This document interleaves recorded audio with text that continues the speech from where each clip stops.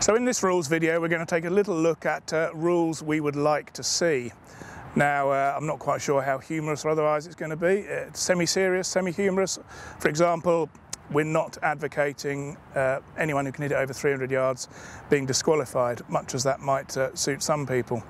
I would say at the magazine, the two we get reader queries and disgruntlement about most often are divots, having to play from a divot, and flooded bunker.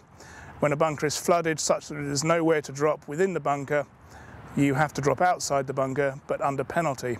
Now I can understand the frustration on both of those.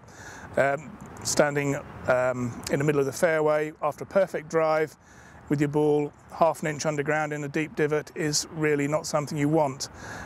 We've all been there, although I have to say I don't reckon I've been there that often in 30 years of playing the game, so maybe it depends on the type of course you're playing or whatever, but it's a rule that people get quite hot under the collar about. But the problem is, how would you define a divot? How would you define a divot?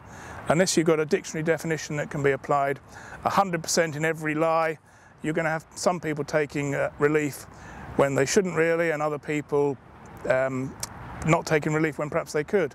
So unless you can define exactly what a divot is, I don't see that ever coming into effect. You'd end up, the only way around it would be to play preferred lies all year round, and we don't really want that, because part of the rules of golf's ethos is play the ball as it lies. So let's wipe the divot ones off the slate. I don't think that will ever happen. Casual water in a bunker such that you can't take a drop within a bunker. I can see both sides to that one, yes. It seems unfair that you have to then take a penalty drop, but in theory, being in a bunker is supposed to be a penalty of sort in a way, so it would depend on what bunker you're in. Maybe you weren't going to progress it more than 5 or 10 yards anyway, so it doesn't make a huge amount of difference if you drop behind and can then hit a full shot. Again, I can understand the frustration, but I think to be in a bunker and then get away scot-free is probably not something the rules makers would want to see. So I've picked out a few here that maybe I would quite like to see. Okay, so we're not going to change divots and we're not going to change flooded bunkers. What would we perhaps change? Well, I would like to see stones in bunkers as movable obstructions everywhere, not just when there's a local rule in force. I think having a stone that size, which you can find in bunkers, or even bigger in some bunkers, right between you and your ball is pretty unfair. And I also think it's quite dangerous. You know, stones can fly at all angles when the club comes into contact with them. It could come up into your head, into your face, into your eye. So I think it's an unnecessary risk. And who do you know that would really want to take a penalty drop unless they really, really have to? We always like to think we can have a go at it, whatever. So very few people are going to take a drop away from a stone that size, and therefore you bring the risk of that injuring someone into the equation. I know if the rules revisions for next year go ahead as currently planned, that will become the case. Indeed, you'll be able to remove all loose impediments from bunkers. On a similar note, tarmac roads being integral parts of the course, I'm not a big fan of that. I think maybe in a bygone era when clubs perhaps weren't as expensive or weren't as pristine, you hadn't spent quite so much money on them, maybe you could just about see it, but today you buy a set of irons for 800 quid, you don't really want to risk ruining one of them by playing a shot off a road. Again, most of us would always like to have a go at something, so people will be tempted to hit off tarmac.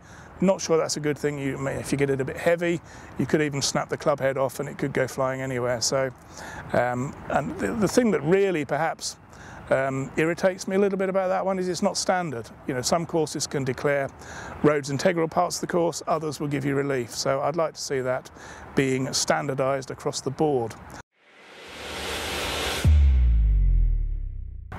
I would also like to see the embedded ball rule standardised as well. It's another one where, yes, you get a relief from an embedded ball in the fairway anywhere, but in the rough it's a lottery as to whether a committee has introduced a local rule, and I've played at courses where clearly such a local rule should be in force, but it isn't, and therefore again you have little option to either hack away at it or take a drop when 3 inches to the right there's a nice tuft of grass.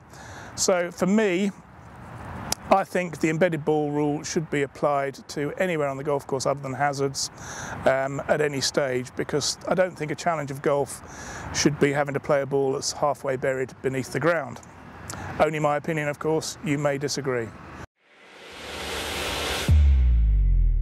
So two more perhaps slightly frivolous ones to close with. Slow play has been in the news a lot, hasn't it? Pace of play, people fearing that the length of time it's now taking to play golf is either driving people away from the game or maybe not encouraging others to get involved because it takes too long. So let's introduce some sort of severe slow play penalty.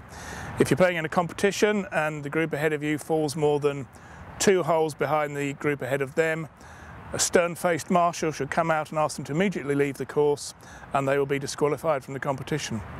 Slightly harsh maybe, but sometimes harsh rulings get the message across. Maybe it would improve things for everybody.